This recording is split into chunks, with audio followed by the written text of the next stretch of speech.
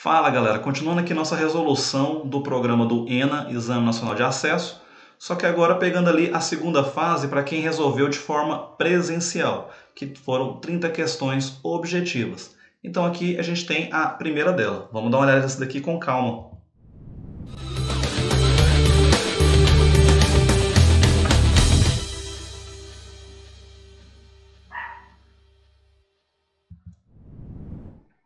Então olha lá galera, a gente tem aqui essa questão para dar uma olhada aqui, mas antes o esquema de sempre, né?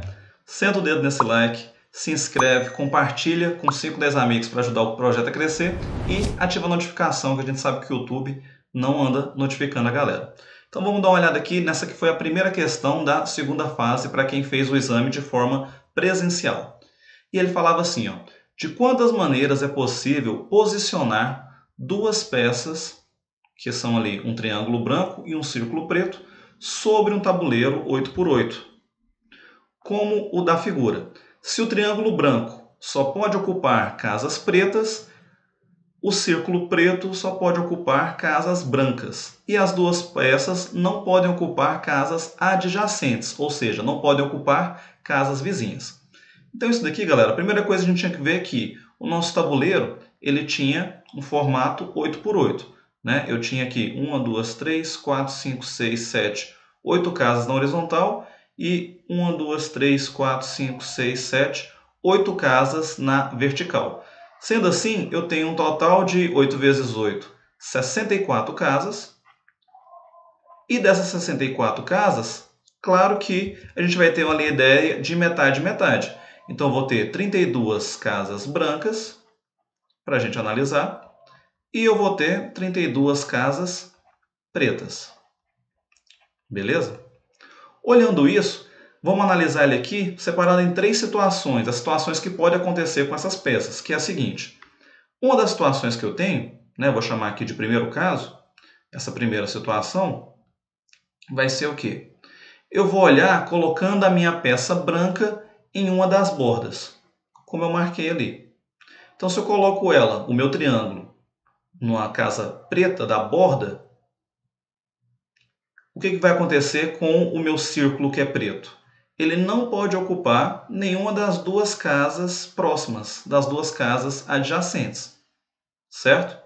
E quantas situações eu tenho para colocar o triângulo na borda? Eu tenho essa opção e uma segunda opção lá no canto superior direito.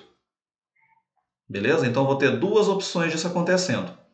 E nas duas opções que vão acontecer, nessas duas situações, o que vai acontecer com o meu círculo preto, que tem que ocupar as casas brancas? Como elas não podem ser adjacentes, ele não pode ocupar duas casas das 32 brancas que eu tenho. Então ele tem um total de 30 casas vagas para ocupar.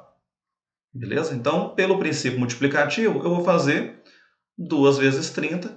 Então, nessa situação, eu vou ter as casas, as posições, as maneiras que eu posso organizar esse tabuleiro, eu posso organizar ele de 60 maneiras diferentes. Uma segunda situação que eu posso analisar, agora sem ser a borda, na verdade sem ser os cantos, eu vou pegar o meu triângulo branco e colocar ele nas bordas. Então, sem contar o canto, que a gente já fez a situação, quantas situações eu tenho? Olha lá comigo, eu tenho 1, 2, 3, 4, 5, 6, 7, 8, 9, 10, 11, 12 possibilidades de colocar o meu triângulo branco. Então, tenho 12 possibilidades para colocá-lo. E quando eu coloco ele em qualquer uma dessas posições, vamos olhar para esse aqui, por exemplo. Esquece todos os outros. O que acontece com o círculo preto se eu tivesse colocado o triângulo ali? Aonde ele não pode ocupar? Ele não pode ocupar as 3 casas brancas que são vizinhas, as 3 casas adjacentes. Então, das 32, eu tiraria 3 opções. 3 opções, né? 32 menos 3, então eu vou ter ali 29 posições para colocar o círculo preto, porque ele não pode ser adjacente. Fazendo essa multiplicação, 12 vezes 29, a gente vai ter 348 maneiras de organizar o meu tabuleiro. Então, eu já peguei o triângulo branco, coloquei ele no canto, coloquei ele na borda. Uma terceira situação e última que pode acontecer agora é eu colocar esse triângulo no centro, em qualquer uma das casas no interior do meu tabuleiro.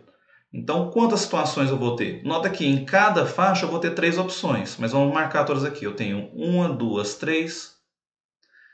Aqui ele já está, né? 4, 5, 6. Aqui ele já está desenhado.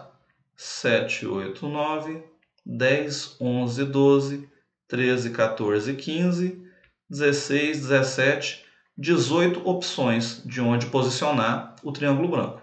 Então, eu vou ter 18 localizações para colocá-lo. E vamos olhar para uma específica. Vamos olhar para essa que ele já está desenhado no nosso quadro aqui. Nessa que ele já está desenhado, aonde eu não posso colocar o círculo preto? Nas casas brancas próximas, que são quantas? São 1, 2, 3, 4 casas no total. Então, das 32 casas brancas que existem, eu não posso ocupar 4 delas. Então, 32 menos 4, eu vou ter 28 opções de onde colocar esse círculo preto, essa peça.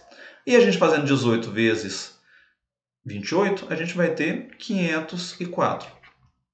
E aqui a gente varreu todas as opções que eu poderia colocar as peças. Então, para saber o total, basta a gente fazer a soma desses valores. Então, eu vou somar as 504 maneiras colocando as peças no interior, as 348, onde eu coloco o triângulo nas bordas, e as outras 60, que é quando eu coloquei o triângulo no canto. E a gente fazendo essa soma aqui, a gente vai ter 12, 10, 11, 6 com 3, 9. 912 maneiras, então, de a gente organizar esse tabuleiro da forma que ele nos pediu. Então, a gente tem aqui o item D, 912. Ok?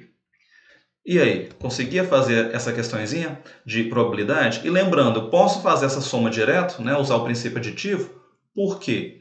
Já que não teve conflito com nenhum dos casos. O primeiro caso eu coloquei ela nas bordas, a segunda eu coloquei, quer dizer, a primeira foi nos cantos, a segunda nas bordas, mas sem contar o canto, e a terceira no interior do tabuleiro. Como não teve conflito entre elas, bastou fazer a soma de todas as maneiras.